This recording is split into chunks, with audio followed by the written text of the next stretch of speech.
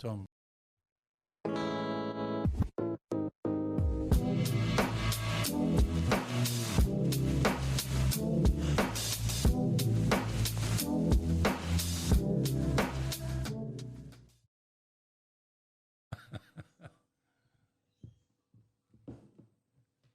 What sort of response are you getting from these things anyway?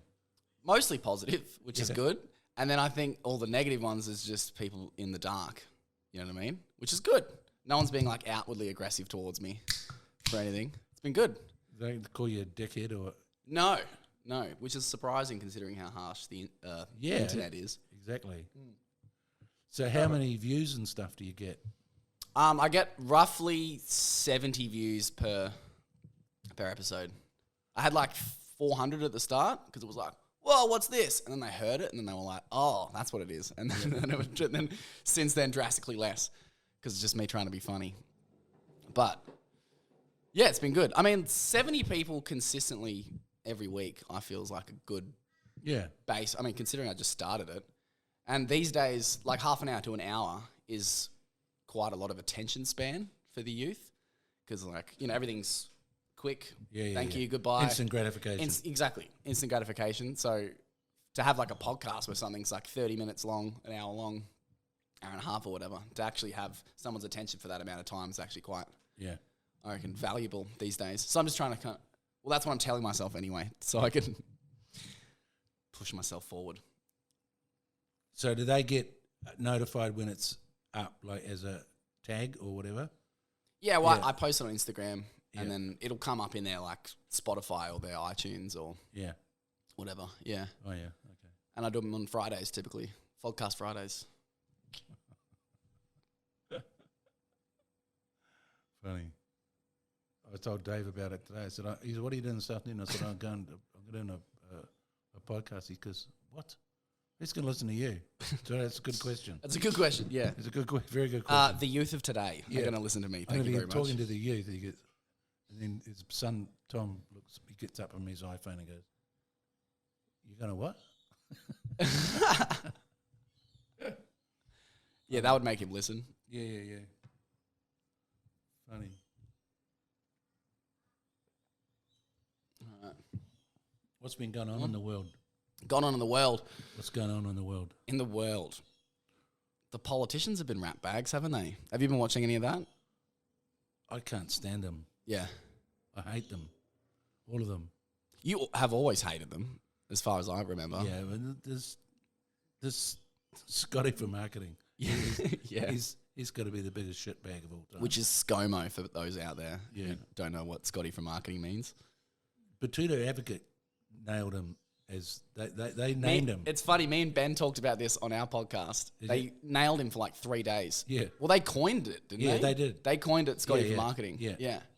And he's just a spin merchant, and that's all he does. And with all the shit that's happened, all he does is spin it.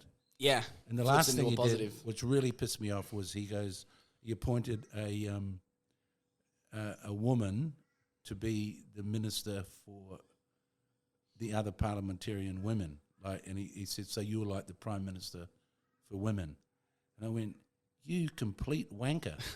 It just means that you're totally out of your depth. You don't know how to handle them, so you're going to hand pass it to the women to do it. If you got any questions, ask her. Yeah. What a dick. He like, just I didn't gave know up. that. He gave up. He just like, that's it. I don't know what to do. So I'll give it to them. They'll deal with it. Yeah. Because he's out of his depth. Yeah. Because he keeps sticking his foot in his mouth. It's a fucking moron. Really. Yeah. I mean, what do you do with that situation anyway? Well, if everyone, or I mean, I'm sure that's the culture of politicians and has been for the last however many years. It's worse now, though. Is it worse now, or is it just being uncovered now? It's worse. Well, you know what I mean. Like back in the 80s, I wasn't in the 80s, but I heard it was quite wild. They got away with a bit more, but now they're more exposed because of the internet and because of media. But he's still, you know, guys like Porter, you know, who he doesn't dump. You know, he doesn't dump them. He just shuffles them around. Talk about shuffling the deck chairs. Well, it's the same. Titanic. It's like the Catholic Church. Yeah. When they shuffle the priests around. Yeah. Exactly. Like, we'll just give them a new job and a new title. Yeah. Exactly. New sense of purpose. I know, don't touch anyone.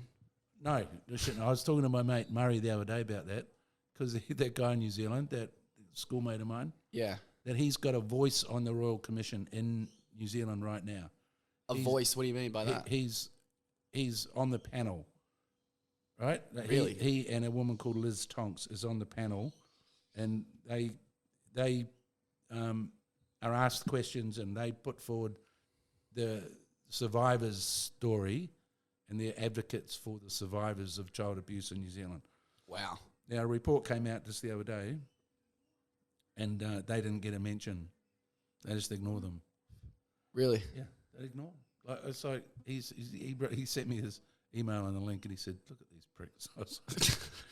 So I called him up and we were talking about it for a while. He's like, nothing's going to change, you know?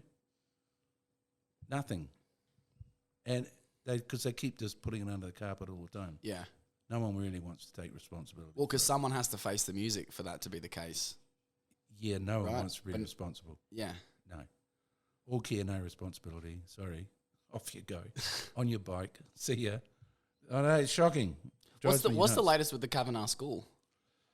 I've been a bit slack in that department. I've got a letter from the Bishop of Christchurch who basically threw Kavanagh under the bus in this letter. He said, yeah, he was complicit in covering all this stuff up.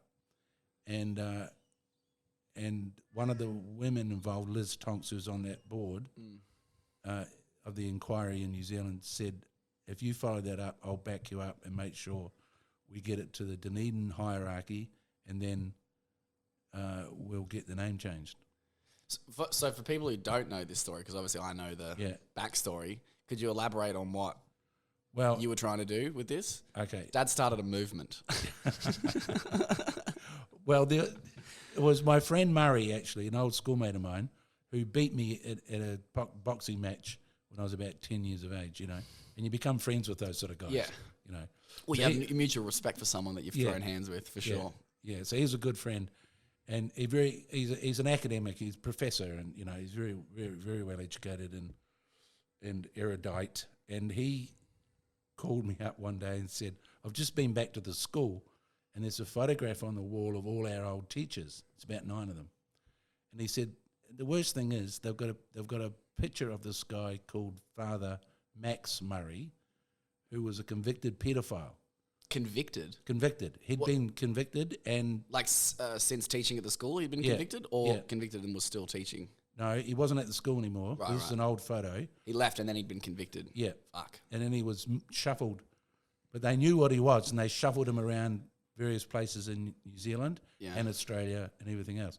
But they still had his photo up on the wall. So my friend Murray went to them and said, this is fucked up. You know, how can you have that photo of him up there? You can put underneath it, and that's the convicted paedophile, Max Murray. But they would all take it down. And all they did was take it down. And then he told me about it, and I said, that's not good enough. Yeah. That's not good enough. And the bishop that was in charge of all those schools at the time was a guy called Kavanagh. And they'd since renamed my school, St. Paul's High School, old ex-Christian Brothers School, to Kavanagh College and made it a co-ed college. So they named the school after this guy, who was one of the guys he was the guy that basically covered up for all these priests and brothers. Fuck. And so we then wrote to the board of that school and said, this isn't good enough. You need to change the name because it's tarnished. Yeah. And they backtracked and hummed and hawed and farted around. And then we got a reporter in New Zealand on board, and he wrote articles in the Otago Daily Times. That's right. I remember seeing the articles in the paper. Yeah.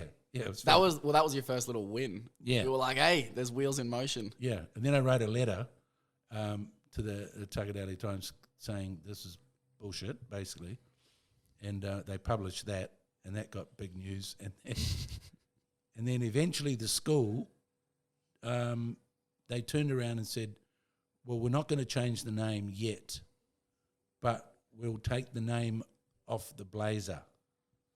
Right. So they took... So they're not wearing it proudly over their hearts. No, it's only there's a motif of the cathedral or something, but there's no Kavanagh College on it anymore.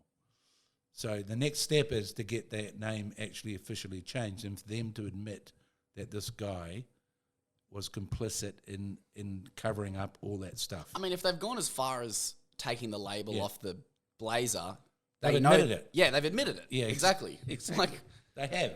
But, yeah. They're just trying, they'll probably give you a little bit at a time. Yeah. It'll be the socks next. Yeah, we'll get them. Yeah. But we'll get them. But it's up to me to do that now because I've been a bit slack in that department. Yeah. Yeah. Yeah, because you were fighting every day for a while there.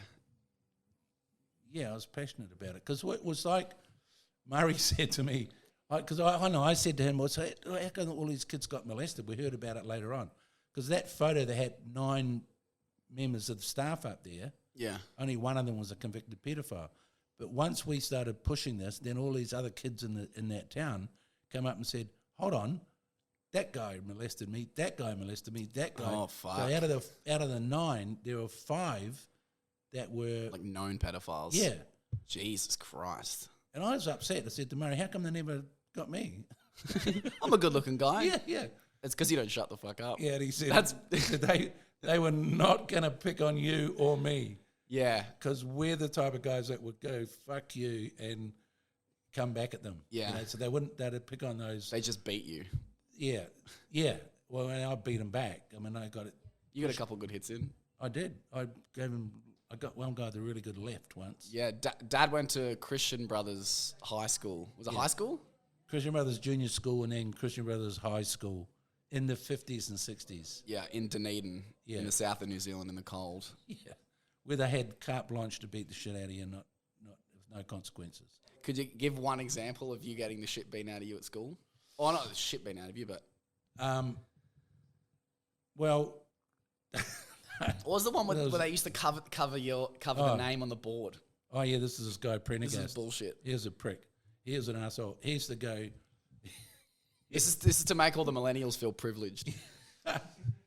There's a class full of boys, say 60 kids in a class, right? That's a huge class. Yeah, and that was a small one. Some of them had 70, 80 in them. And there's no room. Like, the teacher had one aisle to walk down, you know? Yeah. And it's like, Quentin told us funny, my brother Quentin told us funny story once. There was a guy called, I can't remember, anyway, Michael someone. He said, said to this kid, he said, you're going to belt him. You had to put your hand out and get the strap, right? This is about a 2-inch thick sewn leather strap about that long. What's that? Like a metre. Nearly a metre long, which they beat you across the knuckles and like you lay your fingers out and they beat the shit out of you. So he told this guy, Michael, to put his hand out. And the guy was standing next to a window, so stuck it out the window. Yeah, and the brother's like 4 desks away and he couldn't do anything. Like you can't get to the kid at the window. That's brilliant. Yes, brother. But they used to do that sort of shit. And then one guy wanted to belt me one day. Oh no! I was playing. I was playing a game, an outdoor game on a quadrangle. You know. Yeah. It is a game called Four Square. You just bounce this ball around. Yeah, like handball. Yeah, like handball. You know, and you weren't allowed to kick the ball, right? Yeah. Okay, so another ball came onto my court, and I just sort of brushed it away with my foot. So this brother came up to me and grabbed me, and I was about 12, and he just grabbed me by my tie and collar and everything else, and just strangling me, lift me off the ground, and then drop kicked me into this puddle. Fuck. And I just got up and went, fuck you, and I just king hit him. I just, as much as I could, I had to reach up and whack. Yeah, because you were boxing at the time as well, Yeah. so you know how to throw your arms. Yeah, so I whacked him. So I'm sent home and expelled for 2 weeks and all that stuff. And the good thing about that is I saw him again. My brother and I went to a reunion in about 20 years ago. Now this guy that got me, Brother Wellsmore, he was only about 19. Well, I was about 12. Mm. So he'd come out of That's this. a huge difference. Yeah. I mean, it's not a huge... No. It is when you're 12 and he's 19. Yeah. But when I went to this reunion, it was in my 50s. So he's only 7 years older. So he's in his 50s. Yeah, in his late 50s. Yeah. So we're eyeball to eyeball, grown men talking to each other. Yeah. And level playing field. Yeah, one of my mates we were at the casino at 3:00 in the morning in Dunedin. After the reunion. Yeah. And one of my mates goes, that's that guy. That's that prick who dropped you in the quadrangle that day. And I said, is it? I couldn't recognise him. And, so 50 years. Went up to him and said, Brother Wellsmore. He goes, yep. Do you remember me? He goes, no. I said, I remember me. I remember you prick. And he said, what? I said, do you remember that day, da-da-da-da, and told him the story. He goes, no, I don't remember. And I said, well, what gave you the right to beat the shit out of young boys like that with weapons? He said,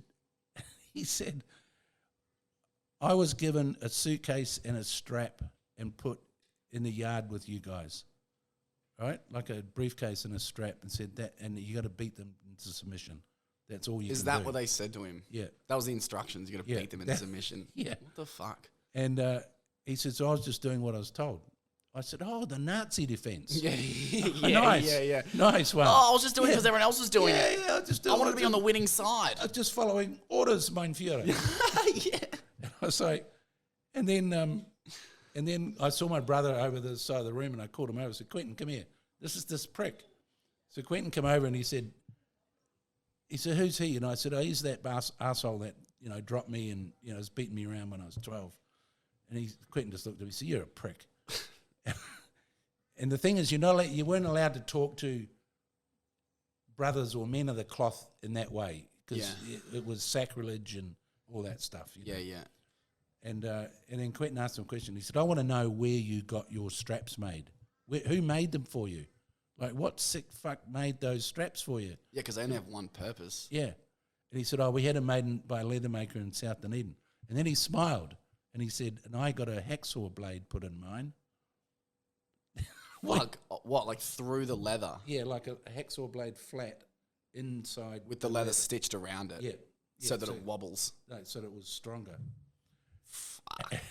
And he said that to you guys? He said it to Quentin and I. And Quentin said, we'd heard that rumour. And Quentin just looked at him and said, you're just a cunt. And there was other little guys standing around, that little, those little sycophantic. Yes, brother, yes, no, brother. Sir, no, sir. Yes, very bad. Sir. You can't talk to the brother like that. Shut the fuck up. You're half the problem. Oh, yeah. And so we just stood there and abused the shit out of him for about half an hour till the security guards moved us on. But we got our own back, Yeah. He was a prick. They were assholes. So that was such a good redemption story, though, to come back after 50 years when you're eyeball to eyeball. Yeah, he and doesn't the same have age. Yeah. He Basically. doesn't have the Christian brother thing over you anymore. He doesn't have the age, the height, all the advantages. None of that. It's man on man, Yeah. Fuck you. Fuck you. Prick. It's fucked that he even still smiled at you years beyond. He was proud of it. Like, he has no idea that he's committed heinous. No, he was proud of it. I was like, you asshole, that makes it even worse. Is that just because of faith, do you reckon? Because the people that told him to do it, they feel it's like okay they're with them. Like ordained above, from God, Yeah. They're above you. Yeah. Yeah, they're smarter than you. Yeah, I was hitting you through God. I was doing God's work. Yeah, that was a terrible time. I mean, no, we didn't get sexually molested. As I said, I always felt a bit bad about that because, what's wrong with me? Yeah. Felt a bit left out. Yeah, what? Yeah. Well, all these other kids that get molested and I'm yeah, it is. There's an episode of It's Always Sunny in Philadelphia that me and Jack watch, and like one of the episodes is the whole episode is based around how everyone else got molested. Really? In his grade except him, and he's like, "What's wrong with me?" Yeah, I didn't know. He's like, "Oh, yeah." He's like, "This is a good-looking kid. Look at this. This is a gorgeous kid." I didn't see that. And he goes up to the gym teacher years later, and he's just like, "I was a cute kid, right? Right?" He's showed in the photo. Yeah. Well, we're lucky we dodged that bullet, really. But well, yeah. I don't know. It was pretty cruel. I mean, my first experience of a Catholic education was going to a convent school at the age of 5. What's a convent school? All nuns. All nuns, right. All nuns. Frustrated young women and old women. Yeah. Dressed up in all this garb. And I went in there and there was a girl in my class called Mary Carrick, and she was in a wheelchair. And calipers on her legs because she'd had polio. Polio you don't see much anymore. Calipers like stints or something? No, like big metal braces on your legs to make you walk, enable you to walk. And she'd done something wrong, apparently, and she got called up to the front of the class, and she had eczema. I'll never forget. And her hands were like this. They were like, that's how her hands were. And this teacher pried her fingers apart. Oh, God. And whacked her with the sharp edge of a ruler on her Fuck. broken hands. She was 5. 5? 5. With eczema all over her hands. Yeah. Jesus. And I'm sitting there going, how did I get here? Yeah. Did my mum drop me off here? Yeah, no one dropped anyone off in those days, Thomas. Oh, yeah, right. It was before kids got abducted. Yeah, we walked. Yeah, of course. We had to walk. In the rain, in the snow, in the sleet. the cold. Yeah. With worn out shoes. It was colder back in the 50s too. That's how it goes. And worn out shoes with cardboard in them to keep the wet out. Really? Yeah. What if the cardboard got wet? Well, it did, but, tough shit. Couldn't afford to fix the shoes. Yeah. So just grin and bear it. So go to that school, and then I didn't know what was going on. Prior to that, I'd been in kindergarten, which was fine. Yeah, kindergarten was a breeze. Yeah, and then you end up in this bloody zoo. It was like, what the fuck's going on? So I think from that moment, I was like, yeah, fuck you. Fuck the lot of you. That's it. Yeah, that's where your anti-establishment, anti-authority, I should say, comes from. Yeah, quite a lot of that. And then I had this operation on my chest when I was about that age. And then these doctors that you supposedly trust, they just carved me up and, stitched me up like a bloody pig on a because you were spit. 5 when you had that operation. Yeah. And they had a... So dad's got a sunken in chest, inverted sternum, like I do as well. My chest goes in. Yeah. But back in the 50s when science was crude. Yeah, they decided it was a experiment, basically. Oh, really? They actually had no studies or anything. They're like, hey, let's before. just break this kid's rib cage and see how it goes. Break his rib cage, use a chainsaw on him to open him up, and then reseal it up, and then put like a knitting needle down there and push it out. Oh, to let God. it reset. So I woke up in hospital like that. After these guys had told me everything would be cool, and then I'm like a stuck pig, and I'm going, what the fuck's going on here? So I didn't trust anyone after that, you know, that and then brothers or nuns or... So, I'm lucky I got away with what I did. Yeah. As far as I didn't go totally off the rails. Yeah. I mean, I went off the rails. You definitely danced on the line for the better part of 5 decades. Yeah, I did. I came pretty close a few times. But you pulled it back. You know what I mean? You got the speed wobbles on the highway and then you fucking held on there. Yeah, I did. It was my mother that was probably the saving grace. Yeah. Really. But she never ever told me off, but she always supported me, whatever happened. Yeah. Because you were almost the baby of the family. Yeah, second youngest. But I was... of seven sisters? 5 sisters, 5 sisters, 1 brother. Yeah. 7 of you. Yeah, that's right. Yeah. So I was like considered the little rat bag and a spoilt one, apparently, but I don't believe that. But it's all alleged. Yeah. Nothing's been proven. No, not really. It's all from jealous sisters. Yeah, exactly. You can't prove it. You little bastard. Get away with murder, you do. Well, I didn't quite, but I did a few times. I mean... With murder? Yeah, not with murder, but... you are being recorded, I will... Yeah, oh, shit, yeah. I mean, nothing I say can be used as evidence, can it? No, not enough people listen to this to be used as evidence in any sort of case. Yeah, no, it's funny. So I managed to get out of the whole thing relatively unscathed. Yeah. Although mentally, I think it affected me, and it didn't do me well in relationships and things like that later on. Oh, it put a bit of a chip on your shoulder, probably. Yeah, and the fact that it was always an all boys school, you didn't mix with girls. You didn't, you know what I mean? Yeah. So it was a bit different than you guys these days. I watch your relationship with women, and it's whole when you were young, when you were 16, 15, 16, totally different than what we were. We didn't know how to fucking deal with them, you know? Yeah. It would just be like if you were with, you're with a young girl, you just wanted to touch her up. You didn't want to talk to her. Yeah, yeah. You know what I mean? Because you'd never been near them. Yeah, things have changed a lot in that regard in terms of like... Yeah. Yeah, so I watch young people now, and I'm astonished and amazed and very proud of them, really, because I think the way they the way, you guys deal with each other, or you did, like when your teenage years, I was like, shit. I was always stand back and go, my God, how the hell does that happen? It was so foreign to me. Yeah. Because I'd never had that, Don't know. Maybe it's just a different time. I'd say through the internet as well, we've been offered different types of like information about that at a young age, how to treat women and mum, obviously, like mum always instilled in me, like treat people the way you want to be treated. Yeah, yeah. And I always put mum on a pedestal and I was like, yeah, mum's a lady. I'm going to treat all these ladies with respect. Yeah. Yeah. And it was always, it was good to see you and your friends and all that. Like I'd watch you and think, shit, these guys are pretty cool. They got that shit sorted Men are still out. Dogs, definitely, but nowhere near as much as it used to be. No. Like, that's why all those scandals and shit have come out. Like, with like Cosby and stuff. Obviously, he's the extreme of all of that behaviour. Yeah. But like, it all took place in the 70s and 80s. Yeah.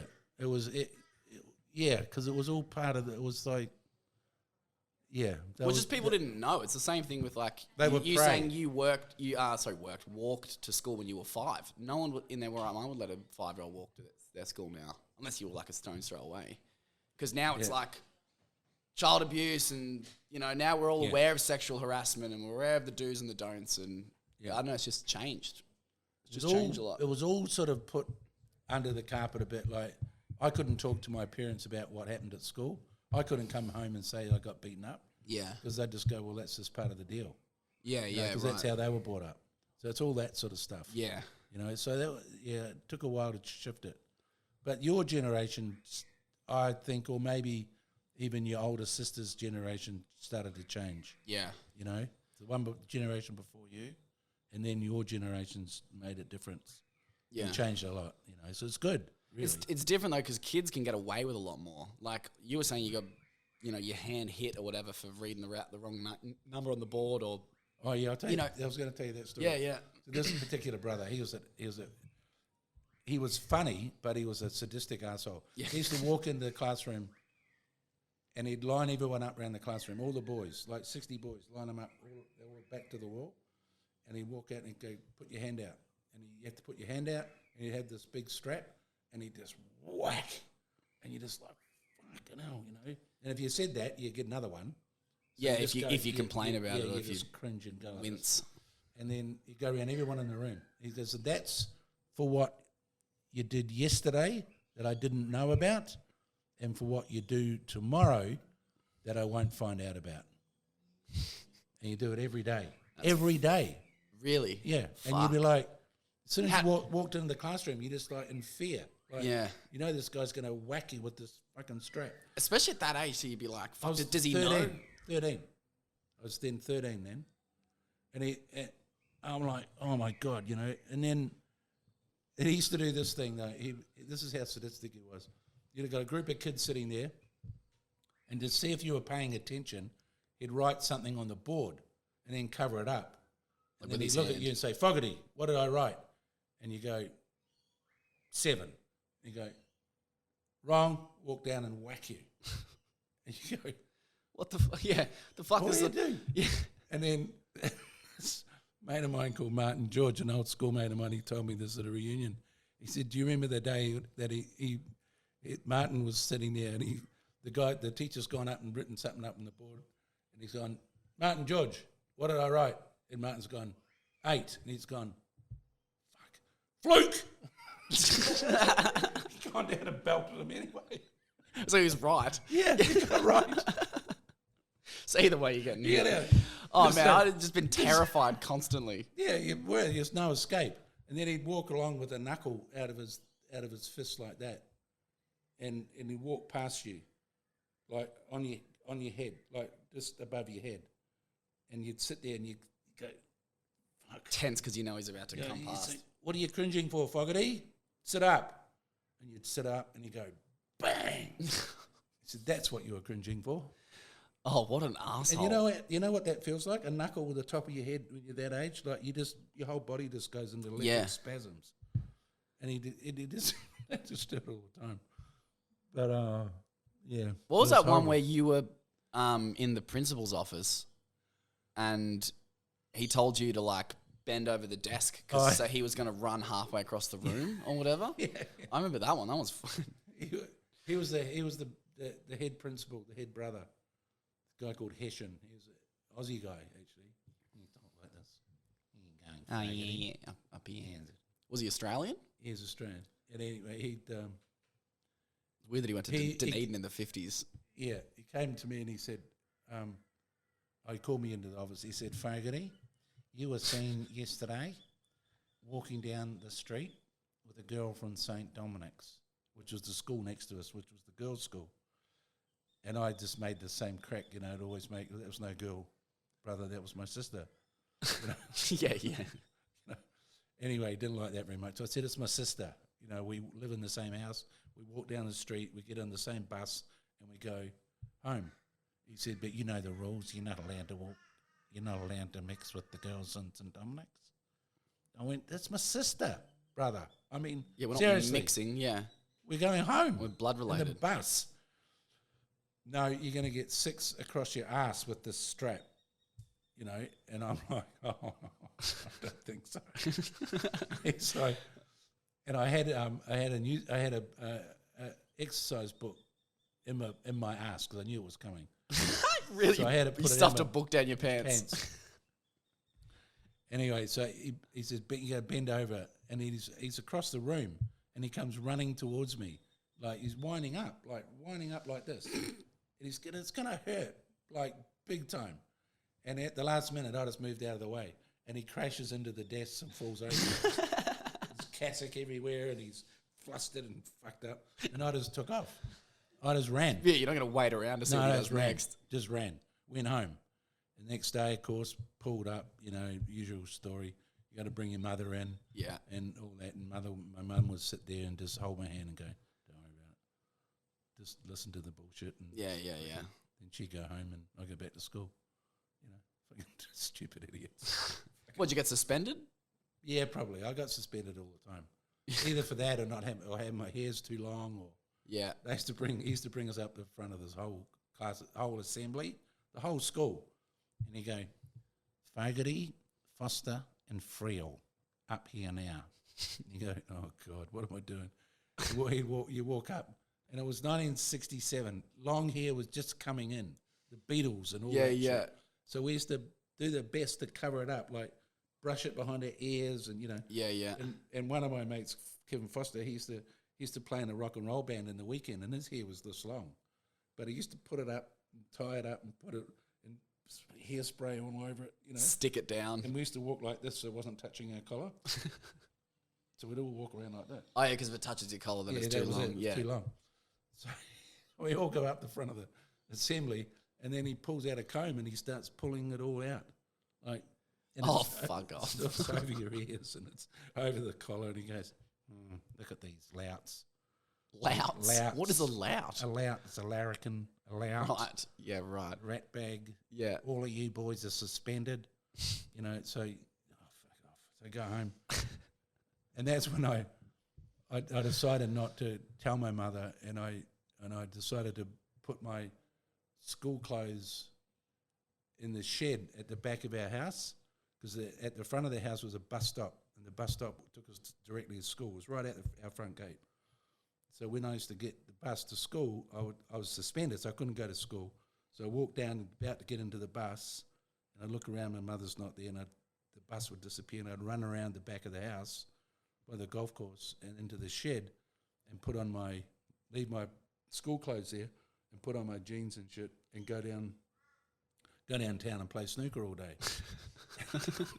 And then come back in the bus, go in the back of the shed, put my school clothes on and come in. I didn't know you did that. Yeah. And so it was fantastic. So I was suspended. No one knew. They never called them or anything. So I got away with it. They don't send a text like they do these days. No. No. And so then trouble is, one day I got into the shed and school clothes aren't there. Oh, shit. Oh, yeah, your heart sinks. You're like, fuck, she knows. So I got to walk into the house through the back door, and there's my mother sitting at the table with my school clothes sitting on the table. She said, well, what's going on? I said, I've been suspended. She said, what for? Well, how long's this been going on for? I said, about 2 weeks. She goes, 2 weeks? she said, well, what for? And I said, because my hair's too long, apparently. She said, all right, we'll get your sister to cut it tonight and go back to school tomorrow. That was it. That was it? That was it. Were you getting your hair cut? Yeah, just so Sally would go in there and cut my hair and trim it up, and then I'd go back to school. Well, it definitely does seem like you got special treatment then. From my mother? Yeah. Yeah. No, but she was on your side because she knew the system was fucked. Yeah, right. But she couldn't go against the system. Were there any other schools in that time, or were they all just Catholic religious based? No. There were Protestant schools and high schools and stuff. But we're Irish Catholic, so it's like that was their way they did it.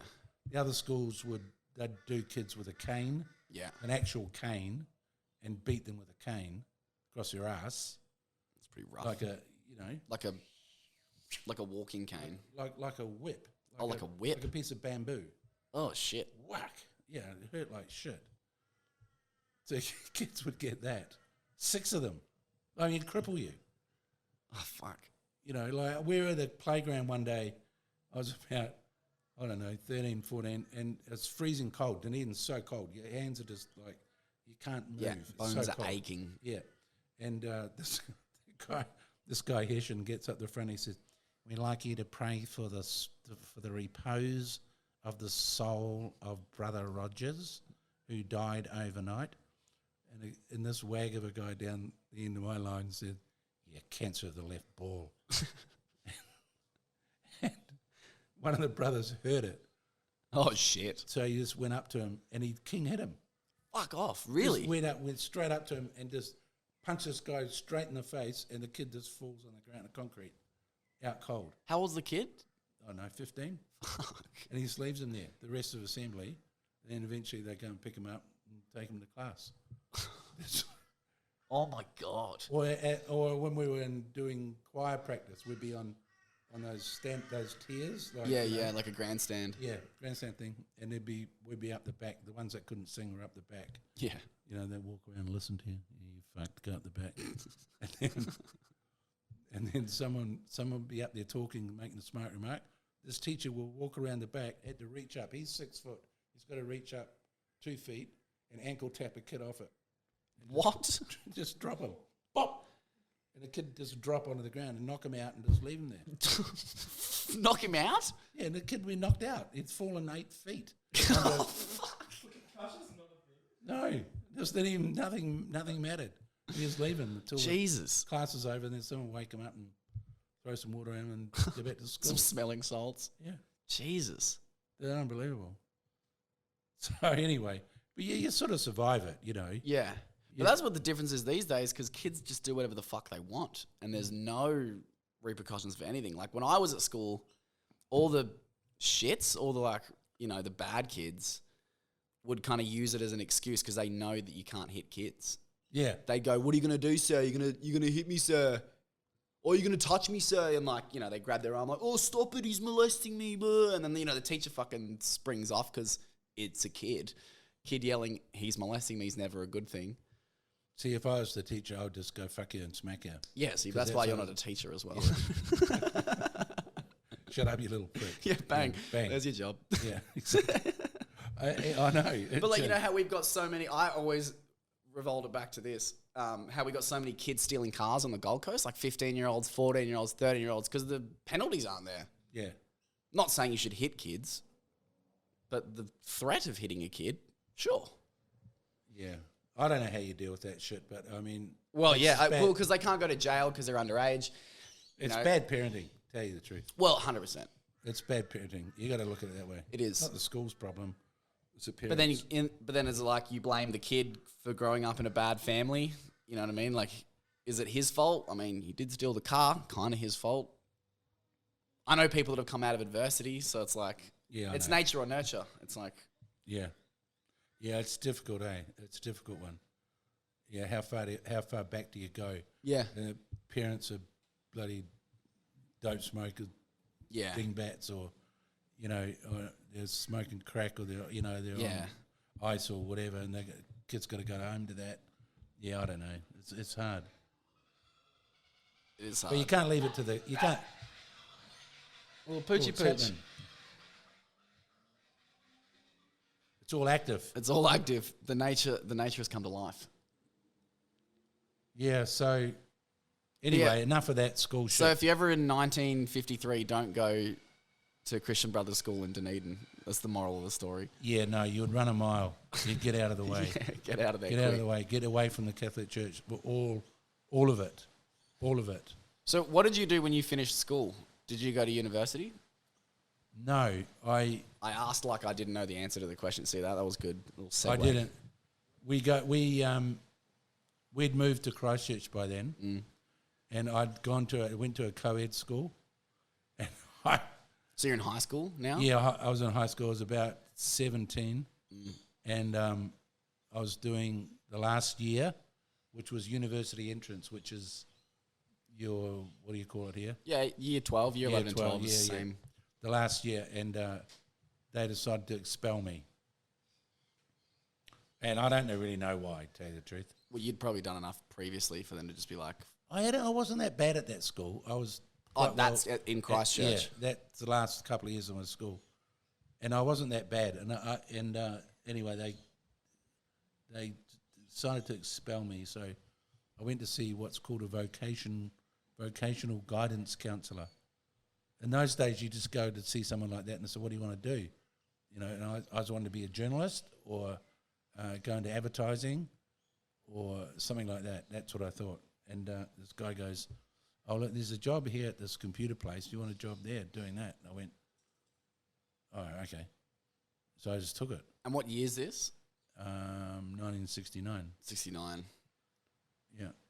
The year into the they computer landed industry. on the moon. Yeah. Yeah. And I actually worked on the same computer that they used supposedly to land the man on the moon. Just to give clarification to what that computer's like, could you describe it? Okay. It had 128K of core storage, 128K of processing power, 128K. To put that into perspective, my iPhone has 64 gigabytes. Yes. 64,000 K. Okay? 64,000 gigabytes. This is 128K. So you haven't even got a megabyte. A megabyte. Yeah, sorry, you haven't even got a megabyte. You haven't even got a megabyte. Yeah. You're 128K. And we used to run all the banking software for the 5 trading banks in South Island of New Zealand. So all the bank deposits, all the credits, all the checks, all the debits and everything came through that system, processed overnight and gone back to the banks the next day, and all the files are updated. On 128K. And how big were these computers? Average size of an average house, like the space it took up, like disk drives, tape drives, the processor itself. Everything's a separate unit. Processor itself is the size of 3 times the size of a fridge. Fuck. And that was it. And we ran everything through that. And they said that at the time they put the man on the moon, it was an IBM System 36040. And that was the same computer they used to put a man on the moon. The interesting thing was, we used to run that computer 24 hours a day, and every night about 4 o'clock, it would break down. Every day? Every day, something would go wrong. Now, admittedly, there was a software problem, not necessarily a hardware problem, but the software would break down. We'd have to call some guy in Wellington, wake him up, and da-da-da-da-da, and then we'd have to dial up the address where the problem was, and then insert in binary, by the way. Binary code. Binary, fix it in binary. Like 1, 2, 3, A, B, and put it in these little buttons and store it. Now, so my question was, when the moon landing happened, they were using the same computer. Now, if we couldn't run banking software or accounting software on it without it falling over, up in a day, yeah. I started to wonder about them using that same computer. They may have had more processing power, but wouldn't have had much more. Well, because you worked for IBM. This was an IBM computer, but this was Databank at the time. You worked for Databank, yeah. I worked for IBM later on, and so that computer I just used to laugh. I went, wait. I mean, okay, they're going to the moon.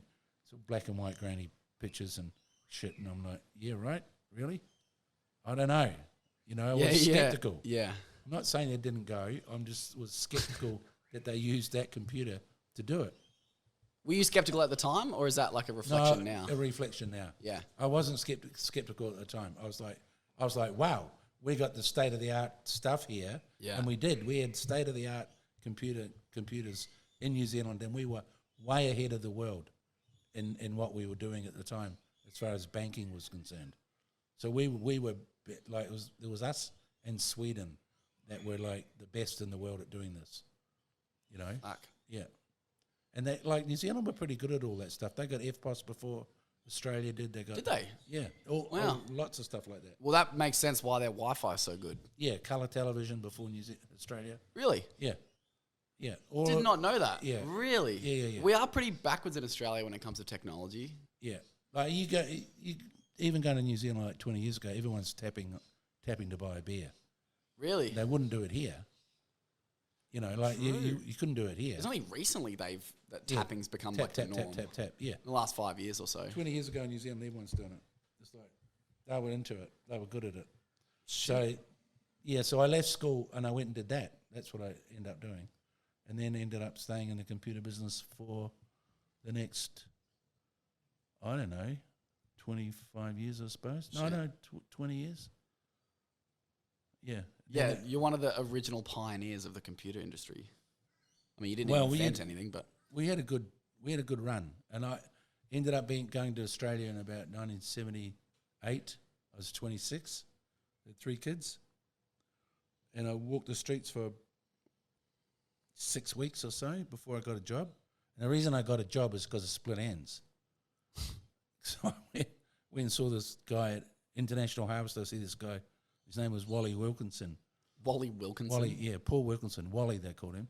And he said, "Oh, you're a Kiwi?" And I went, "Yeah." He says, he said, "I used to play with Split Ends." I said, "Really?" He goes, "Yeah." And I was a big Split Ends fan. And just before I left New Zealand, I was at a party in Auckland, and there was a guy there called Robert Gillies. He used to play the saxophone for them. And I said, "Oh, I was at a party a few weeks ago, and Robert Gillies." He said, "Oh, really? How is he?" I said, "He's really cool." He said, "Oh, good. Well, when do you want to start?" That was it. That was it. Cool. I like you. Similar interest. You got a job. You got a job. So I got a job with them, and then I ended up working for IBM, and then I ended up working for oil companies at BP and Shell or places like that. And then we decided to start our own business. Was that when you were in America? No, this was when I was in Melbourne. Oh, okay. In Melbourne. So this is past America? No, America is After. coming up. Oh, shit. So that was in Melbourne, and then we started this business, and it was just a matter of what are we going to do? We hired ourselves out as troubleshooters to companies like Shell and BP and all that sort of stuff. And Coles Myer, wasn't it? Coles Myer as well, which I shouldn't tell that story. Yeah, definitely not. That's a great story, though. I know the one you're talking about. I should tell it. No. It's out in the open now. Yeah. So we were doing a conversion with Coles Myer. We were changing from one computer system called OS to MVS, and operating system to multiple virtual system, it was called. And we had to parallel run all these things. We had to parallel run the software. So you had to run debtors and creditors, and things had to balance. And we were doing it. We were running late. We were under pressure. It was 4 a.m. We couldn't balance the debtors. So it's like you're counting tills, but on like a huge scale. Yeah. So we've got a list of debtors, a list of creditors, people who owed us money. You had little people that we owed money to, right? So the debtors were obviously the people we owed money to. So we're looking at it going, we're out by about 4 or 5, 10 million. I can't remember what it was. It was 4 a.m. We had to have it running by 7. Had to have it live, so we couldn't balance it. You're out by $5 million. You're out by millions. I can't remember the exact amount. So we just went in and tweaked it. Psh, balanced. We're live. We're live now. That was it. No one ever knew. And if the auditors went through it now, I mean, they would see it and they'd go, "Oh my God, what happened?" Yeah, 100%. but then no one. Would ever that money checked be missing, or just the debt records are missing? it. Yeah, the records are missing, so there's a lot of people didn't have to pay their bill, which is quite good. That's cool. Yeah, really. So it was good for them. So essentially like a Robin Hood.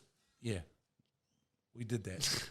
So we got away with shit like that, but then we went. That's out, crazy. Then we went out on our own and started importing software from America and selling it to companies in Australia and New Zealand and the South Pacific. And we did really well.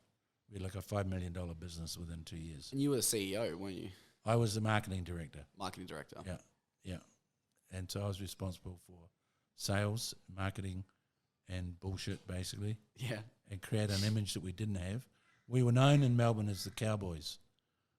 That's what they called us, because we go to work in jeans and T-shirts and shit like that. Yeah, right.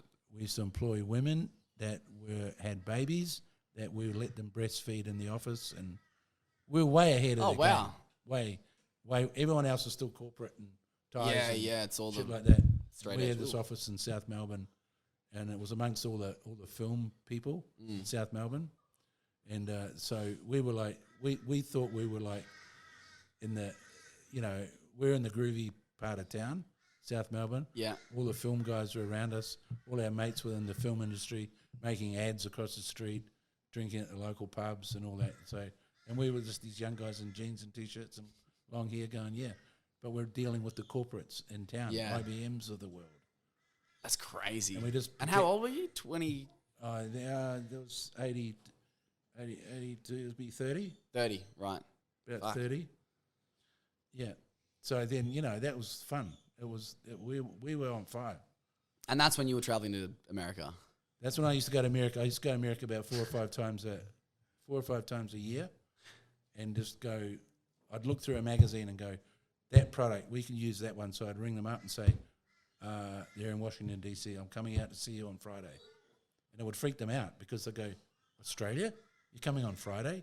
Yeah, and I just back then people didn't used to travel like that. Yeah, and there's no internet, there's no faxes even. Really? Yeah. What? When in 80? 82. 82. Nothing. No faxes, no mobile phones, no internet. So I had to wake up at 4 a.m. to talk to someone in Washington DC, call them from home and say, I'm coming out to see you on Friday. They go, holy shit, that's a long way to come. I say, yeah, it's important. And I'd arrive and they'd go, be a red carpet. They'd be thinking, shit. Wow, he means business. Yeah, he's the razzle dazzle, and he's wearing jeans. What the fuck? I didn't wear jeans over there. Oh, okay. No, I was smart enough to do that. And then you go, and every contract I went for every product I got, everyone. So everyone. Yep, never failed, never missed. Brought them back, then we started selling them online. Not online, selling them, calling up people at BP saying, talk to a system programmer saying, you need this product. And you go, well, what does it do? And say, I'll send it to you for 30 days free trial and you tell me. And then we'd send it to them and then we'd go, bing, bang, we'd sell it. Fuck. So then we ended up capturing half the market in Australia and New Zealand. We were cruising. And then around that time, that's when because all around all these movie people, the woman next door to me in the office was a woman called Rhonda Skepsey. She's dead now, God rest her soul. She's a lovely lady. Her husband was Fred Skepsey, the film director, who you I don't know. may not have heard of. I haven't heard of him. Anyway, he did Devil's Playground, he did Roxanne, he did a few other movies. Anyway, he did this movie called Evil Angels. Oh, yeah, that's right. Or in America it's called A Cry in the Dark. Anyway, so, and Meryl Streep and Sam Neill. Yeah. And all that. And it's about the dingo story in Australia. Dingo's got my baby. Dingo came and ate my baby. Yeah. Poor woman, Lindy Chamberlain. Falsely accused, I might add. And the country gave her shit. They treated her like a piece of shit. Anyways, they made a film about it, and this friend of mine next door said, do you want to have a little role in this film? And I went, yeah, righto. She said, it could be standing on the beach, Could be just a what do you call it? Cameo. An extra. Cameo, yeah, an extra, extra, yeah. I said, yeah, okay, sure. And anyway, I ended up being in a little speaking role in a car being driven around. I've seen the video. It's so good. It's really funny. It's so corny. What's the line? It's just you. It's 4 dudes in a car, and then it's one of them says, "I've never seen a dingo hold a pair of scissors. Have you?" And you go, "Nah, not really." And everyone goes, and you all just start laughing. Yeah, we're all reading bits out of the paper because it was all like. That's right. And it was like. And they were saying to get into the tent, the dingo would have had to cut it open or whatever. That was the. So we were part of the general public that were just scoffing at all this shit. Yeah. Anyway, so a little while later, this is a funny story. I was like at a seminar, and a guy came up to me and he said, I reckon I know your face. And I said, well, I don't know where from. He said, I wrote the screenplay for Evil Angels. I said, oh, did you? He goes, yeah. He said, I said, oh, I had a little role in that, like that much. Yeah, it's like 10 seconds. And he said, well, that's where I know you from. Anyway, he was living in LA, and he said, if you ever get to LA, give me a call. And he gave me his number. A couple of years later, things happened or whatever, and I ended up living in LA, and I gave him a ring. And he called me, and I left a message. He called me back, and he said, "Do you want to come to dinner with my wife and I and a friend in 2 weeks' time on a Saturday night in Malibu or something?" I went, "Sure, that'd be cool. Thanks." I had no idea what he was talking about, so I said, "Okay, cool." And then I had to ring him back about a week later. I said, "Look, Robert," his name was, "I can't make it. I've got to go to Alaska to do this seminar that I was involved in." I said, can you change it? And he said, "You don't change these people." And I didn't know who he's talking about. I said, "Well, can't you just make it the week after I get back?" He goes, "No." I said, "Well, who is it?" He said, "It's Michelle Pfeiffer." So fuck. Hell. She's like... She was a fucking A-lister at that time. Absolutely. She's bloody Catwoman, like... Yeah, fuck. She'd just been in bloody... what's the cocaine movie with... Blow? No. Johnny Depp? Not that one. No. So many cocaine movies. Say hello to my little friend. Scarface? Yeah. Is she in Scarface? Yeah. Fuck. She was his wife. So she'd just been in that. Like, she was big, and then come and have dinner, and I was like, oh, well, I can't. He says, "Oh, you idiot," Yeah. Anyway, so I went to Alaska. What were you doing in Alaska as well? I was doing a seminar. I mean, I was doing... Dad was the Tony Robbins of the 90s. But money-focused, not... Yeah, it was money and personal growth and all that. Funny thing is, I was doing odd jobs in LA and going to Alaska teaching about business and money.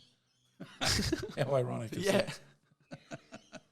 Fake it till you make it. Yeah, exactly. So you stand up in front of rooms full of people, eh? Yeah, 200 or 300 people at a time for 4 days. That's crazy. Yeah, so I went there and did that because I had to show up because I was the man, so I had to go, and so I gave up that deal with Michelle Pfeiffer, and ended up going to Alaska, and where I met a woman that I ended up living with in LA and Sydney, and then married her in Hawaii and got divorced in Missouri within a year. How bizarre is that? That's very bizarre. It is bizarre. I also didn't know about this wife until we were on a trip in New Zealand. Because I didn't get the chance to tell you. Yeah. Apparently Dad hadn't gotten around to it. I was just going to tell you, we were on a family trip around New Zealand, and we were staying at one of Dad's sister's places. We were staying at Anita's place, and we're going through this old photo album. And to my knowledge at that time, Dad had only been married twice. And then we see this, we flick past, and there's this photo of Dad standing at the altar next to this woman I've never seen him before in my life. And it was in Hawaii, wasn't it? Yeah. And we just kind of turned to you, and we're like, who the fuck is this? And then Anita was like, gulp. Yeah, like, whoops. Yeah. Shit. Yeah. I was going to tell you that trip. Yeah, I know. And that was the story. That was what the whole trip was about. Yeah. It was funny. So it was interesting times. So you were married for like 6 months? Oh, about a year. It was over, yeah. Yeah. Just didn't work. Maybe it would have been better with Michelle Pfeiffer. That's what I reckon. I could have been Mr. Michelle Pfeiffer. Yeah, you wouldn't have had to deal with me. You wouldn't have been here. You'd have but you'd have high class little asshole kids. It'd be like, give me money, Dad, every 5 minutes. I don't think she would have hung around too long. But You probably not. no, when she found out what I was really like. Yeah. It's all good on paper. Yeah. But how long did you do Money and You for? I was a bit of a wonderkind, you know. I was A wonderkin. wunderkind. I was like the golden-eyed boy. Kiyosaki, if anyone wants to look him up, rich dad, poor dad guy now. Yeah, he's Rich Dad Poor Dad, isn't he? Yeah. He's a big deal. Yeah. He asked me to do it. So I did it in 86 or something. And then he asked me to do it. So 87 I was teaching it on my own around the world. Wow. Yeah. Like a system. Well, it was an organised program. Yeah, right. You know, you did this and this day and this day, until you basically took these people in that were like these wide-eyed, innocent people, and you broke them down into a sobbing, crying mess, and then built them back up again, and then they loved you for it. Yeah, take my money. But it was very good information, and it still is, and I wouldn't take anything away from it. It was based on the work of Buckminster Fuller, a lot of Buckminster Fuller stuff. He's the guy that did the geodesic dome and all that stuff. He was an architect and a futurist, a humanist, a brilliant man. So it was all based on him, really. But Kiyosaki had his own thing about it. So, you know, we ended up going different ways. Put it that way. Yeah. Are you thirsty? Do you need a drink? Yeah. Jack, can we please have some whiskies? Whiskies. Have a couple of whiskies. A couple of Jamesons. See, we've got a bartender. Yeah, there's some glasses. I think we might have to do wine glasses because I don't have fancy whiskey ones anymore. Too small. Well, Dad's got his cubes, his big cubes in the freezer. Yeah. Yeah, they'll do. Fancy it up. You're editing this. Hey? Nah, keep it in. All right. It's No, good. I It's like real life. They're real people. Yeah, all the real people. Yeah, so I don't know. What happened after all that, Thomas? Then I met, after that woman, what did I do? I ended up coming back to Melbourne. And then I met your mum. Yeah. True. Yeah. After the Alaskan woman. Alaskan woman. Yeah, was she Alaskan? No, she was from Missouri. Right. Yeah, tall, blonde, hit the brakes, good looks, you know? Yeah. You know, she's one of those. Enough to marry and divorce in a year. You know, she turned out to be a bit of a psycho, you know? Really? Yeah, I remember we had a A honeymoon. woman that married you that quick turned out to be a psycho. Yeah, something odd about that. Cheers. These are very fancy whiskies. Thanks, Jack. We ended up being in Hawaii on our honeymoon, and then she stopped talking to me, like the second day Of the honeymoon? We're driving around, yeah, and she just stopped talking. I'm like, well, what's going on? She just wouldn't say anything. This went on for about at least a day or more. I'm like, what? This very weird behaviour. Yeah. Very weird. Especially with someone who likes to talk heaps. Yeah, and I don't know. It's just weird. It went downhill from there, really. That was it. Just didn't talk for a day. You're like, Yeah, I'm going a to day throw or this two. marriage is shit. Yeah, this is fucked up. What did I do wrong, you know? Yeah, yeah. I mean, his sex life was okay, so I don't know what it was. It was weird. She's a strange woman. You must have done something. No, it was all in her head. It's all her fault. Look, all I look at it this way is 3 marriages. There's only been one person involved in all of them. So what does that tell you? So you're the lowest common denominator. But without all 3, I wouldn't be here as well. That's correct. So thank you. Yeah, so then I met your mum, and then yeah, a few years later. That is having me and Jack, by the way. Yeah, Yeah, and then shit took a turn when those kids popped up.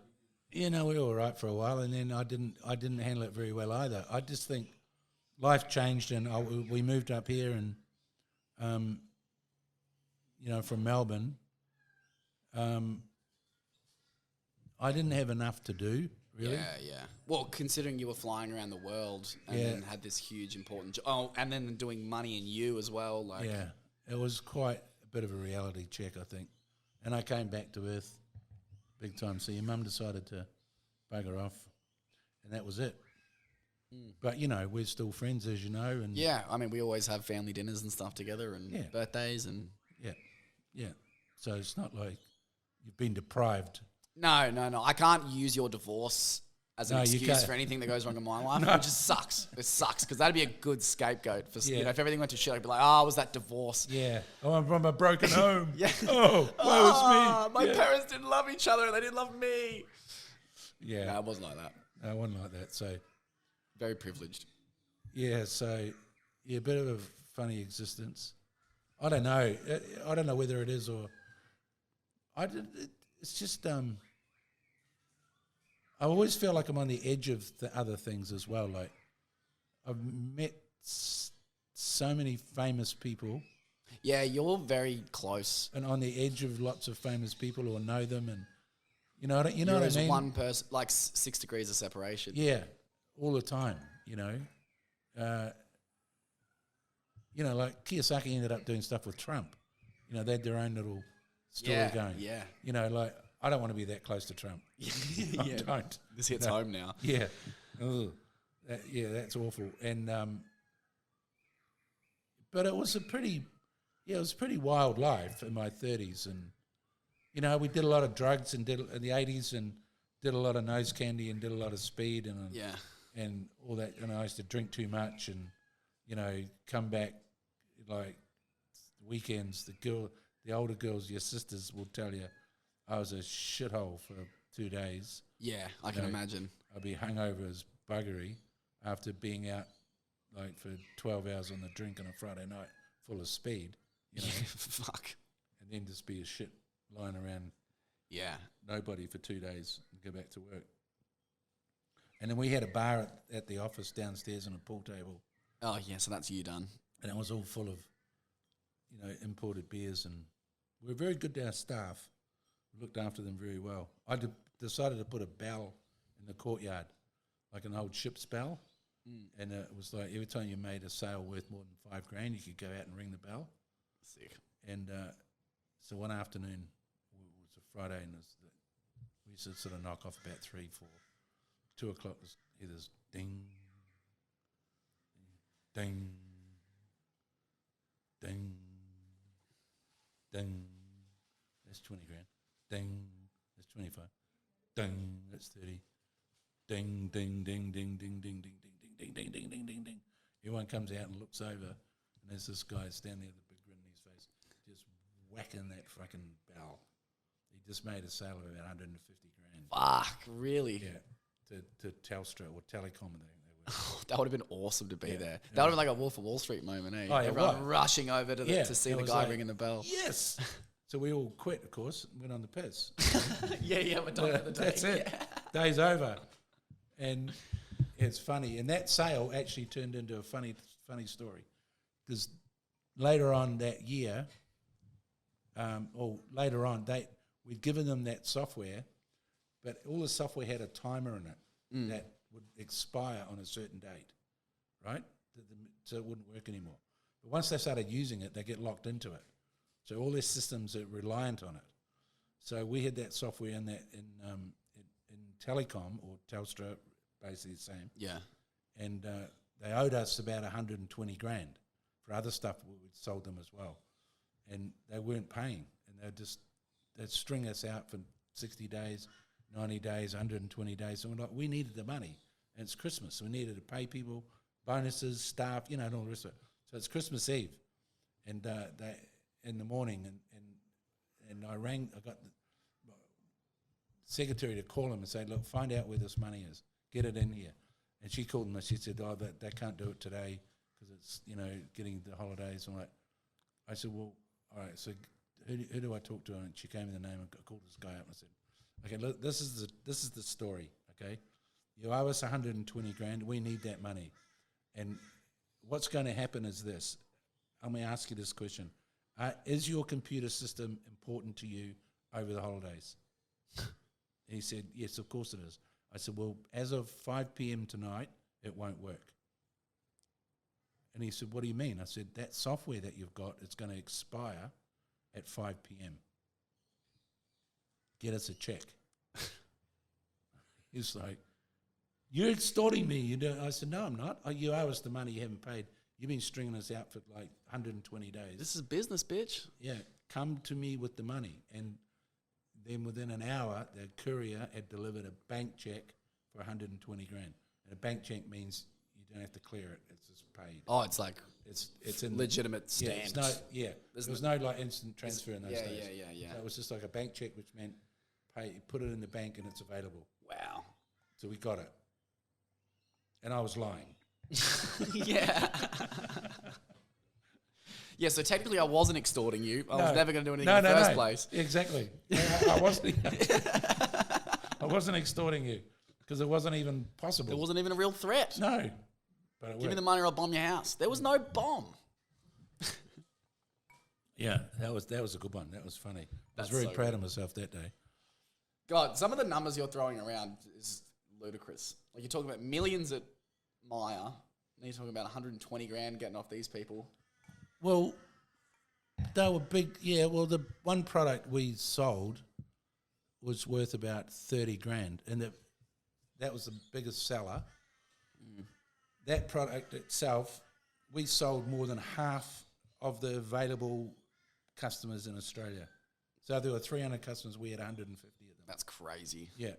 And of that 30 grand, the beauty of it was that every year, the anniversary of their sale, we got 15% of the then current market value of that product. Really? Yeah. So it's 30 grand. So 10% is 3 grand. 3 so grand. 4.5 grand. So of 150 customers, we end up having 300 customers. So every day of the week, we got money in the bank, money sent to us, unsolicited, and didn't have to resell them because they were paying for maintenance. Wow. That's so much money. Yeah, so the money just rolled in. You know, it was brilliant. And until my partners basically fucked it up. Yeah.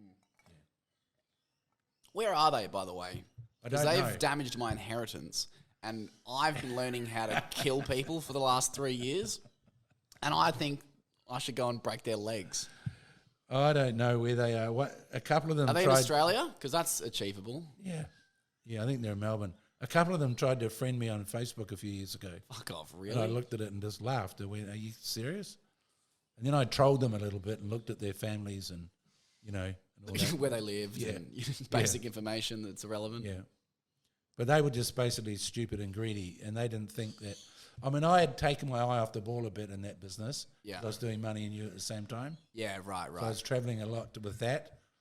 But what they didn't realise that I had relationships with all those suppliers in America. Yeah, direct relationships because you'd personally met all of them. Yeah, and I used to go and visit them every year, at least twice a year. And they thought they were smarter than you and you were just... Yeah, we don't need him anymore. We can do this. So those idiots decided to give me the flick, and I come back from New York, and they said, we don't need you anymore, so we're going to vote you out, and we've decided... Because there's the three of them and two against one. 3 against 1, yeah. Not 3 against 1. 3 against 1, and so they could vote me out legally, which they did. But in the meantime, we had about $500,000 in the bank, cash. You know, that outside of all the money we were earning. That's just profit. That's just sitting there. Yeah, I mean, that's 500 grand. Unusual for any company. But it's only a $4 to $5 million company. Back then as well. There was a lot of money that's just sitting in the bank. And they decided to go and buy a building in South Melbourne when the interest rates were about 18%. Now, we were paying 100 grand in rent. For them to take that mortgage is going to cost 150 a year. You know? Yeah.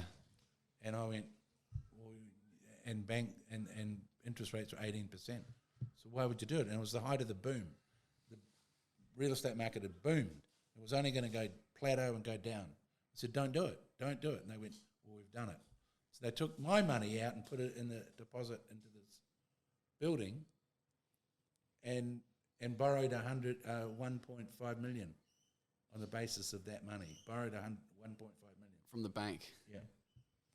And then I went off to America and was fuck you. So I came back. I remember coming back about a year later, and I was I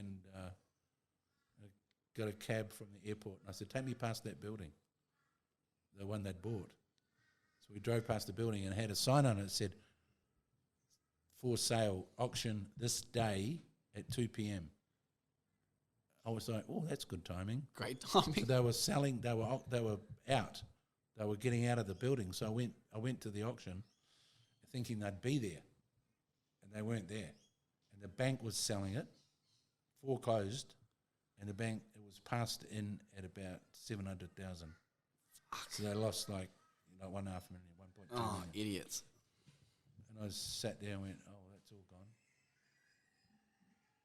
And the business was history within a year. Within a year, they I fucked mean, the whole thing up, dropped yeah. the ball, Yeah. ruined all their connections. Yeah, thinking that they didn't need me, and I was the mouthpiece, and I was the Yeah, so they thought they were the brains and they could do it on their own, and like we don't need him We don't need him anymore, even though he made all the contacts and in the first place. yeah, that is stupid. Got greedy. And they didn't give you any money. I ended up with about 20 grand. Yeah, That's fucked. What do they do now? don't know. Ask Facebook. Really? I don't know. I honestly don't know. True. I don't want to know. I mean, one of them was a very good friend of mine. We were close. I was godfather to one of his kids. Fuck. Yeah, and I haven't seen him ever again. And so that Money brings out the evil in people, eh? shit, yeah. But I was never very good with money either. And the things I did were never for money. I didn't. Yeah, it wasn't my. yeah. It wasn't my It's driving. for ego. It wasn't my driving force. It was Yeah. the winning. And Yeah. selling for me was winning. It was a True. win. I beat this person almost. I won. You Yeah. know, like that was the big buzz for me. Like I'd go and see some guy in New York and sit behind his big oak desk with American flags around it and all that shit. Some high flying, CEO thinking he's Donald Trump, and I'd be there. And I remember this one guy, and I'm looking around at his thing, and it's like sales all about rapport, right? And I'm looking around and like, he's got all these tennis trophies, and I went, "Oh, you play a bit of tennis?" So I didn't know how to deal with it. I'm out of my league. And really. And you're halfway across the world. And these guys are all big, Wall Street sort of, CEOs in New York, like, what the fuck? And then I'm looking around and going, "Oh, you play a bit of tennis?" He goes, yeah, I do. "Do you play?" And I said, "Yeah, I do. Play a couple of times a week, play doubles, play singles, play with a mate of mine, play with Grant." And I said, "Oh, average, I have a bit of fun though." And then he's going, "Oh, all right, cool." I said, I saw John McEnroe the other day. He said, "What?" Great segue. Yeah. He said, "What do you mean?" I said, "He was at a nightclub I was at. Is that in New York, down near Greenwich Village. There's a place called Heartbreakers." He said, "What do you mean you saw him?" I said, "I had a drink with him." And the Americans are so like starstruck about shit like that, Yeah, they're very into celebrities, eh? Yeah. And he said, "What do you mean you saw him?" I said, "I had a beer with him.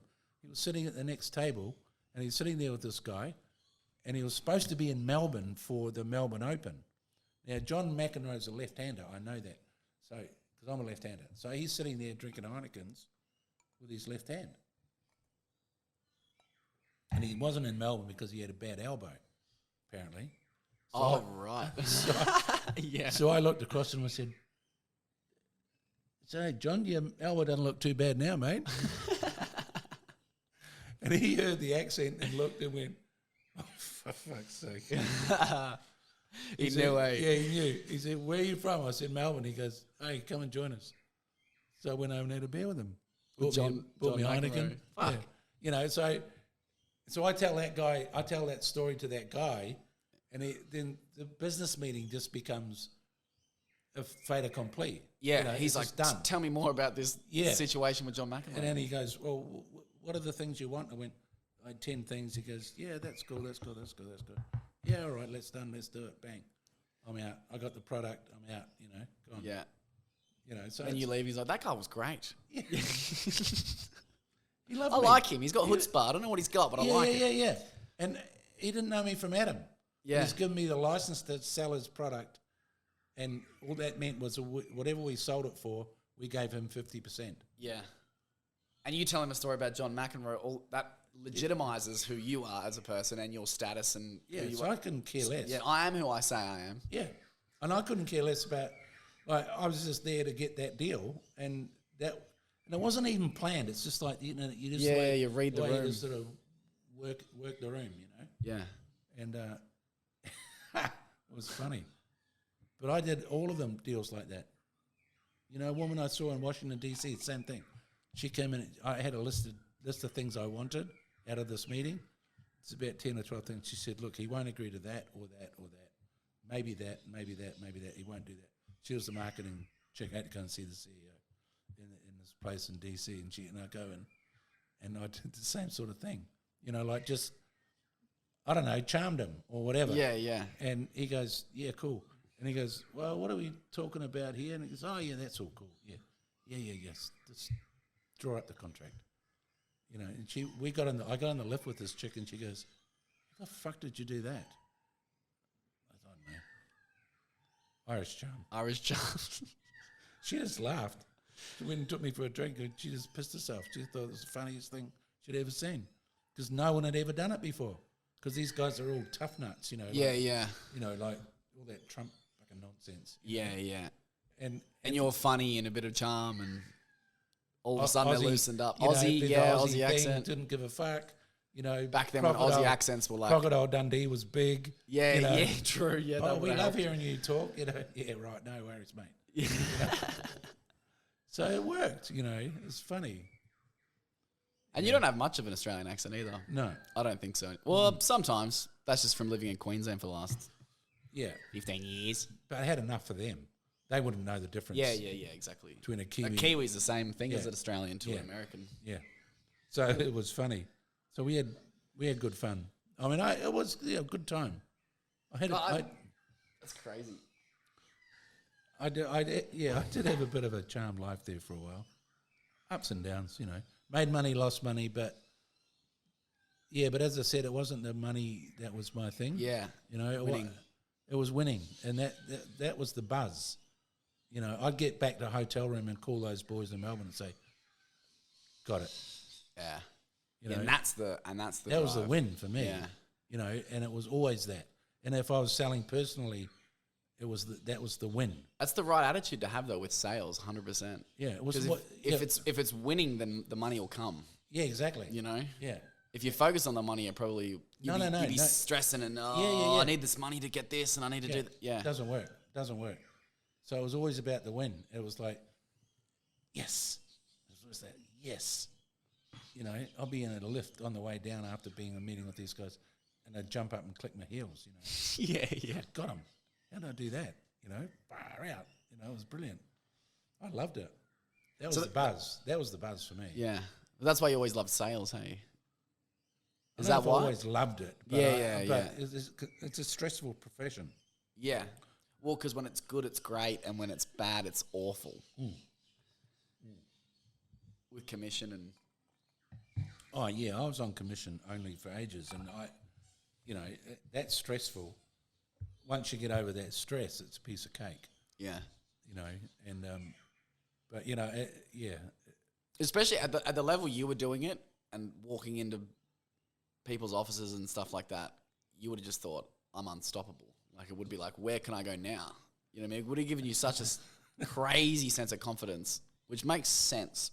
Yeah, at the same time, I always felt like I was out of my depth. Like I didn't... But clearly you weren't if you were selling it and it was all working, like... Yeah, but these guys are all, like, university-educated CEOs of major corporations, and, you think, well, I've got nothing here. But they didn't know who we were. They didn't know we were a bunch of jean-clad... Yeah, the cowboys from Melbourne. South Melbourne. They didn't know that. Because the image I projected into the sales and the advertising we did was totally different. Yeah. So I had brilliant graphic artist called Kate Bell, good friend of mine. She used to do our graphic art, and her and I would get together and put together campaigns, and then produce the artwork. She'd produce the artwork, I'd produce the words, and we'd run these campaigns in Computer World in Melbourne, and we looked like $1 million. And we weren't $1 million. Yeah. We were not. We were. It's funny, you probably wouldn't be able to get away with it these days with the internet, and like you could just check everyone's backgrounds, and you know what I mean? Just look on their Facebook. He didn't go to uni. He didn't. Didn't do half the shit he said. Yeah, but we didn't have to even bullshit that way. It was just an image, and you project a certain image, and we did. And as long as you pull it off. Yeah, and I had a friend at Computer World, a woman that I knew, who used to give me good deals, and I'd say, look, I want the right page, page 3, right hand page. When you open it up, that's you, right? I want that page, or I want the middle spread. She said, "All costs." I said, "Look, I got money." No. I said no. I was a bit tight in those days, like that way. I go, "Look, how much business do I give you? How much business did you have before you had me as a client?" She'd be like, "You asshole." So give me the double spread. Give me this, come on. give me that. And she would, and that worked. And we built this, reputation. And then every 6 months or so, we'd have a Friday night party for clients at the office. So, and we had this great little building in South Melbourne, and two-story, like a Victorian, those old stone buildings, like terrace type places. Yeah. One of those had a downstairs basement where we had the pool table and cool beer and all that, and then a spiral staircase, and out the back in a courtyard and all that. So we would put on these booze ups, and we go, well, we're just going to bring all our clients in and our friends. So they'd all come in and they'd have a free night, and we'd just get smashed and be doing coke and didn't care because we weren't corporate. We could get away with it. It was a bit Silicon Valley-ish, you know what I mean? Yeah. Before Silicon Valley became the thing, we were a bit like that. You ever watch that show? Yeah, I did. Yeah. Well, I watched the first few seasons. Yeah, I didn't mean that show exactly, but it was a bit like that. We were like the young guys. Yeah, we didn't give a fuck and taking control of an industry. Yeah. We get away with it, and all the suits were like. And the suits used to come to the parties, of course. Yeah, well, because they want to network as well. Yeah. And they'd be like, "You guys, what a place to work." And they'd ask us to work there. Really? Yeah, they just want to work there. It was fun, We were having a ball. Yeah. Well, it's funny because that's like the same as Wolf of Wall Street. When all of a sudden he's got 50 people trying to work for him, and because it's the fun place to work, and yeah. We didn't quite do the throwing the dwarfs hookers and shit. Yeah. We didn't take it that far. Yeah, no. But we did have chicks wandering around half naked doing drinks and shit. Yeah. Topless waiters and all that kind of stuff. No bikinis, but right. Yeah, because there were women there that we worked with. I mean, that's what I'm saying. Like worked with them. But with the women that we did work with, and they were really good, and then they get pregnant or whatever, and they'll be like, "Oh, well, I have to go," and I'll go, "No, you don't. Go and have the baby, come back," and then they bring the baby back in. We set up a little nursery for them, and then they'd be on the phone talking to people, giving them tech support, and they've got a baby breastfeeding and stuff. And that was unheard of. Yeah, it's unheard of now. Yeah, no one did that stuff. But we had there were no rules. So, and the way I was like, well, why not? Yeah. Because who are you to say that this is work and you can't? Yeah, I hated corporate shit anyway. Yeah. So, and being told what to do. So I remember the two of them, and they were like, "Wow, this is brilliant that you're doing this." So, well, I don't see it. It's a big deal. It's just do it. Come to work. If that makes you comfortable and it's working for you and you're still making money and you're happy, what the fuck? Who cares? Exactly. So yeah, it was good. We did have fun, I must say. I remember Quentin coming there one day, and he's like, because he's in he's working for Channel 7 or something, and they're all up themselves, and Yeah. You know, self-important because they're Yeah, on the news. because they're on the TV. Yes, Yeah, we're on yeah. the television. And he used to walk in there and he'd just go, what the fuck's going on in this place? He just couldn't believe it. He'd be like, he'd just be blown away. It was hilarious. Would have been a circus. Yeah, it was. It was great though. We had a gym out the back in the courtyard. Did you ever use that? No. The other guys did. They're out there lifting weights and lunchtimes and, pressing and Fuck, that's cool. we had all that shit going on, Like, It's like funny It was because way- it's way funny that you ahead of its mentioned time. Silicon Valley because like tech companies now have all the cool stuff. Like, oh, we ride scooters from our desk to our conference room and fucking, it's a bit lamer now, obviously, but it's like the same kind of.